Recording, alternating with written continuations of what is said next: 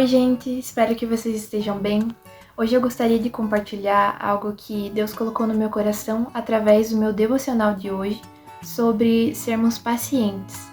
E ele está lá no livro de Jeremias 29, do 10 ao 14, que diz assim: O Senhor Deus diz ainda: Quando os 70 anos da Babilônia passarem, eu mostrarei que me interesso por vocês e cumprirei a minha promessa de trazê-los de volta à pátria. Só eu conheço os planos que tenho para vocês: prosperidade e não desgraça, e um futuro cheio de esperança. Sou eu, o Senhor, quem está falando. Então vocês vão me chamar e orar a mim, e eu responderei. Vocês vão me procurar e me achar, pois vão me procurar com todo o coração. Sim, eu afirmo que vocês me encontrarão e que eu os levarei de volta à pátria. Então, quando paramos para pensar e nos colocar no lugar de Israel, no momento em que Deus diz que iria os salvar, que iria tirá-los daquela situação, que eles seriam um povo novo, num lugar novo, e que Ele iria cuidar da sua família, dos seus amigos, né?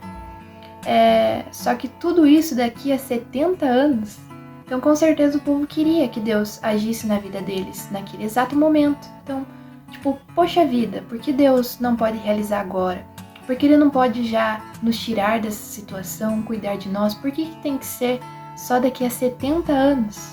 E com certeza a gente também é assim. Às vezes é difícil orar e esperar até que Deus haja na nossa vida, né? Ou na vida de alguém, ou nos tire de alguma situação ruim. A gente pode até pensar que Deus não tá vendo, que Ele não tá ali conosco, ou que Ele não se interessa em nos dar uma resposta.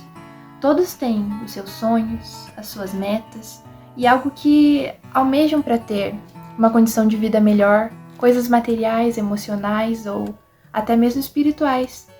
E tudo isso nós colocamos diante de Deus como: ai, Senhor, eu queria tanto isso para minha vida, conquistar essas coisas. Ou Pai, esse é o meu sonho, eu queria tanto conhecer esses lugares, eu queria tanto ter uma estabilidade para isso ou aquilo, eu queria me aprofundar mais naquilo ou ter um relacionamento assim na minha vida. E a gente fica naquela ansiedade, querendo que tudo se desenrole na nossa vida e que seja agora, né? E aí quando o tempo vai passando e a gente fica sem resposta, nada acontece, toda a nossa preocupação começa a girar em torno daquilo e às vezes nós simplesmente pensamos em desistir, nos sentimos mal, podemos pensar que talvez aquilo não seja, né, para nossa vida ou que não vai acontecer. Mas assim, e se Deus nos abençoasse com o que nós pedimos exatamente no mesmo instante em que falamos com Ele? Será que nós realmente estaríamos preparados para receber aquilo naquele determinado momento?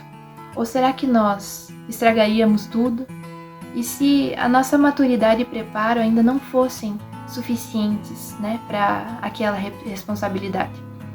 Por isso, nós devemos ser pacientes, nós devemos esperar, porque o tempo de Deus, Ele é o mais perfeito. Ele conhece o nosso coração, os nossos anseios, as nossas aptidões, e Ele sabe o momento certo de colocar a bênção sobre a nossa vida. Um pai, ele não vai dar um carro para um filho que ainda não sabe dirigir, porque certamente o filho pode sofrer um acidente e ele vai se machucar. Então, às vezes, também, nessa ansiedade, nós podemos procurar as coisas sozinhos, né? Naquela ansiedade, naquela euforia.